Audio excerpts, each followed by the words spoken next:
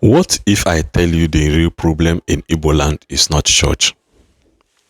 What if I tell you that the people you are angry at, pastors, they are angry at a system that have failed them again and again? And what if I ask you one dangerous question? If one man of God can build roads, hospital, schools, and security, what excuses does the government have? Stay with me, because this conversation is truly bigger than religion. Welcome back again on this channel. If you love truth, community, and real conversation about Igbo land, subscribe on this channel now. Today's topic is deep, it is emotional, and it affects every Igbo man, woman, and child. Beyond the pulpit, can Igbo Ministries unite for community development? Let us listen to part 1. Check the pain on the ground and the reality that is before us today. Let us start from the ground, not from the altar, not from the pulpit, but from the village road that swallows cars, from hospital without drugs, from youths with degree but without jobs. These are not church responsibilities. These are government responsibilities. Yet, year after year, budget after budget, election after elections, nothing changed. This is the real betrayal. Part 2. Government betrayal exposed. Politicians come during campaign. They kneel, they smile, they promise heaven on earth. After election, they disappear. Road constructions are awarded. Nothing is built. Money is released. Nothing is seen. Files are signed. Communities are forgotten. And when people cry, government says, be patient. How long should patience last? Part 3. When men of God step in. Now, this is where the story changes. In the middle of government silence, some men of God did not wait.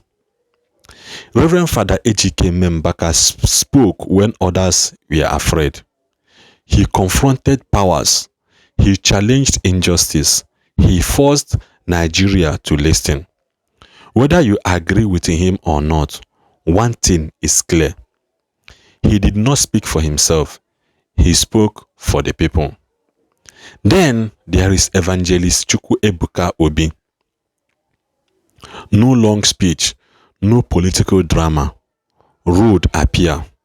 Communities cried. Villagers kneel, not in worship, but in gratitude. And the questions exploded.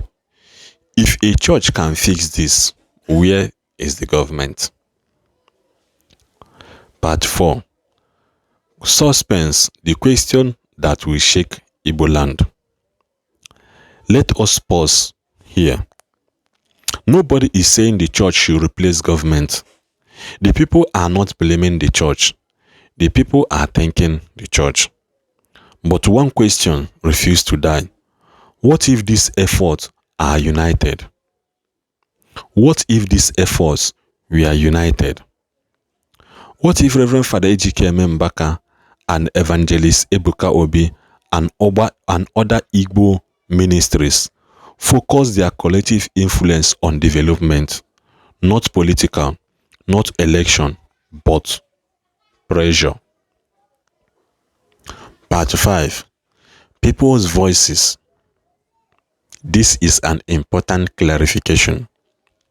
Let this be very, very clear. The people do not blame the church for government failure. The people do not expect pastors to do government work. Instead, the people are saying, at least these men tried when the government abandoned us. Church did not steal your budget. Church did not abandon road constructions and contractors.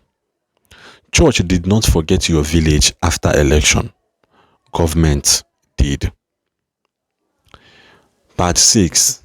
The real life moment, the shame of the state. Think about it. A single ministry build road.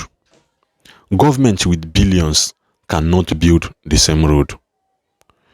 Who should be ashamed? A man of God using offering or a government using public fund? This is not religion. This is accountability. Part 7. The big idea.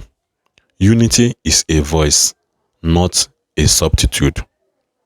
Now here is the heart of this discussion. Unity does not mean churches doing government works forever. Unity means speaking with one voice, demanding accountability, using influence to protect communities. Imagine this. Reverend Father Ejike Mbaka speaks. Evangelist Ebuka supports. Pastor Jerry Eze supports. Other Igbo ministries standing together. Not against government, but for the people. One message they will preach. Do your job. Part 8. The fear politicians don't want. Politicians fear one thing more than protest. That thing is unity. Not political unity, moral unity. When trusted voice speaks together, lies collapse, and that is why division is encouraged.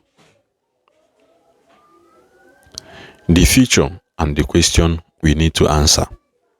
Let me ask you, if Igbo religious leaders across denominations use their influence to demand development, would government still ignore the people, or would change finally comes?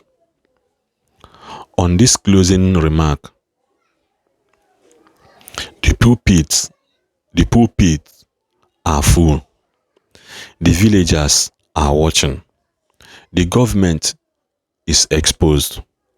The church did not fail the people. I repeat, government did. And yet, I say, hope still exists. Because when men like Reverend Father Ejike Mbaka, Evangelist Ebuka stand for the people, it reminds us of one truth.